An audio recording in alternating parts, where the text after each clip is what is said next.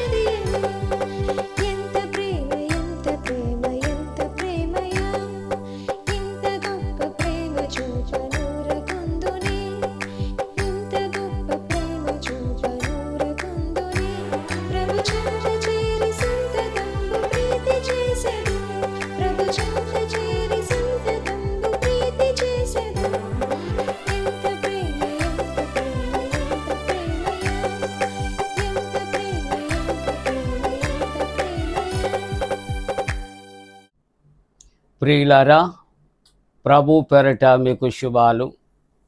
జన్మదినాలు, వివాహ దినాలు జరుపుకుంటున్న కుటుంబాలకు యేసుక్రీస్తు ప్రభు పరిశుద్ధ నామమున పండు prince and sisters YouTube channel ద్వారా శుభాలు తెలియజేస్తున్నాం.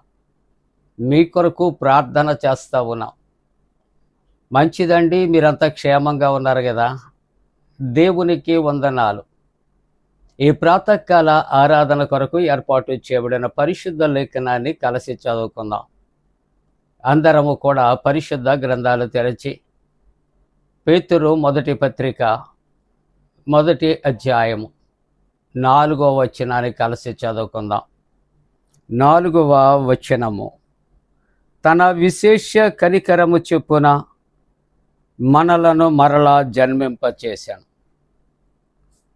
తన విశేష కనికరము చొప్పున మనలను మరలా జన్మింపచేశాను. ప్రియమైన దేవుని కుటుంబీకులారా, ఇంతవరకు ప్రాతకాల ఆరాధనలో నిరీక్షణ అనే అంశాన్ని మనం అనేక విధాలు ధ్యానం చేశాం. ఈ ప్రాతకాల ఆరాధనలో మన యొక్క ధ్యానాంశము దేవుని యొక్క విశేష కనికరం. షార్ట్ ఫామ్లో మనం చెప్పుకుంటే దేవుని కనికరం. మానవుని యొక్క కనికరము అంతలో ఉంటుంది, అంతలో మాయమైపోతుంది. అది ఎల్లప్పుడూ ఉండేది కాదు, అందరి పట్ల ఉండేది కాదు. దేవుని యొక్క కనికరము ఎల్లప్పుడూ ఉంటుంది, అందరి పట్ల ఉంటుంది, స్థిరముగా ఉంటుంది. కాబట్టి దేవుని యొక్క వాక్యం అంటుంది, తన విశేష కనికరము చెప్పున ఆయన మనలను ఏం చేశాడట? మరలా జన్మింపచేశాను. ఆయన కనికరమును గురించి కొద్ది మాటలు మనము ధ్యానం చేస్తూ ఉన్నాం. ద్వితీయోపదేశకాండము 4వ అధ్యాయము 31వ వచనములో, నీ దేవుడైన యెహోవా కనికరము గల దేవుడు. అసలు మన దేవునికి ఉన్నటువంటి లక్షణము ఏమిటని ఆలోచన చేస్తే ఆయన కనికరము కలిగినటువంటి దేవుడు. అందుకనే ఆదికాండములో 39వ అధ్యాయం 21వ వచనములో, అయితే యెహోవా యోసేపునకు తోడై ఉండి అతని యందు కనికరపడి అతని మీద ఆ చెరసాల యొక్క అధిపతికి కటాక్షము కలిగినట్లు చేశాను. ఈ కథ మనకు తెలుసు. ఆదికాండ 39వ అధ్యాయములో ఫరో కనిపిస్తాడు, పొతిఫరో కనిపిస్తాడు, యోసేపు కనిపిస్తాడు. యోసేపును బట్టి యెహోవా అతని గృహమంతటినే ఆశీర్వదించాడు. ఆ పొతిఫరో యొక్క భార్య అతనితో పాపము చేయటానికి తలపడినప్పుడు తన వస్త్రాన్ని విడిచి పారిపోయాడు. తన భర్తతో తిరిగి యోసేపు మీద తప్పు లేక నేరాన్ని మోపినప్పుడు అతడు చెరసాలకు అప్పగించబడ్డాడు. తప్పు ఒప్పులు యథార్థత దేవుడు ఎరిగినటువంటివి. కాబట్టి యెహోవా దేవుని యొక్క కనికరాన్ని యోసేపు పొందాడు. అదే మాటలు ఇక్కడ వ్రాస్తూ, అయితే యెహోవా యోసేపునకు తోడయ్యుండి అతని యందు కనికరపడి అతని మీద ఆ చెరసాల యొక్క అధిపతికి కటాక్షము కలుగునట్లు ఆయన చేశాను. 119వ కీర్తన 156వ వచనములో, యెహోవా నీ కనికరములు మితిలేనివి. దేవుని యొక్క కనికరాలట మితిలు లేనిటువంటివి, హద్దులు ఎల్లలు ఉండవండి ఆయన కనికరానికి. లూకాసు వార్త 1వ అధ్యాయం 50వ వచనములో, ఆయనకు భయపడు వారి మీద ఆయన కనికరము తరతరములో ఉండును. ఆయన కనికరము ఎవరి మీద ఉంటుంది అని ఆలోచన చేస్తే, దేవునికి భయపడు వారి మీద ఆయన కనికరం అంటే ఎంతవరకు ఉంటుందంటే తరతరములో ఉంటుంది అని పరిశుద్ధ వాక్యము సెలవిస్తూ ఉన్నది. 145వ సంకీర్తన 9వ వచనములో, యెహోవా అందరికీ ఉపకారి, ఆయన కనికరములు ఆయన సమస్త కార్యముల మీద ఉన్నవి. వేటి మీదట? ఆయన కనికరములు ఆయన సమస్తమైన కార్యముల మీద ఉన్నవి. ఎందుకంటే ఆయన కనికరము కలిగినటువంటి దేవుడు. ఆయన కనికరములు మితి లేనటువంటివి అని దైవవాక్యము సెలవిస్తూ ఉన్నది. మత్తయి సువార్త 15వ అధ్యాయం 32వ వచనములో, అంతటా యేసు తన శిష్యులను పిలిచి, ఈ జనులు నేటికి 3 దినముల నుండి నా యొద్ద ఉన్నారు. జాగ్రత్తగా గమనిద్దాం. యేసు ప్రభు బోధలు వినటానికి వచ్చినటువంటి వారు 3 దినాల నుండి అక్కడే ఉండిపోయినప్పుడు యేసు ప్రభు వారు తమ శిష్యులను పిలిచి అంటున్నాడు, నేటికి 3 దినముల నుండి నా యొద్ద ఉన్నారు. వారికి తిననేమియూ లేదు కనుక వారి మీద కనికరపడుచు ఉన్నారు. వారు మార్గములో మూర్ఛిపోదురేమో,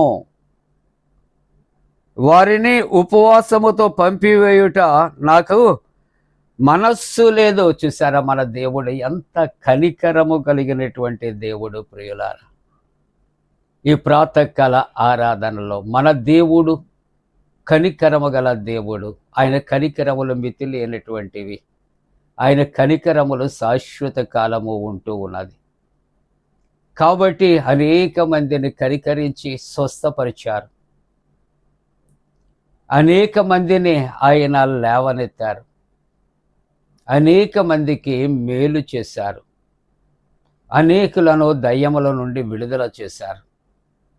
మరి క్రీస్తు ప్రభుని కలిగి ఉన్న నీవు నేను మనమేం చేద్దాం? ఉదయకాలం క్రీస్తు యేసునకు కలిగిన మనస్సు మీరు కలిగి ఉండండి అని దైవవాక్యం చెబుతూ ఉంటుండగా, కనికరము గల దేవుడు మనకు దేవుడు కాబట్టి మనము ధన్యులం.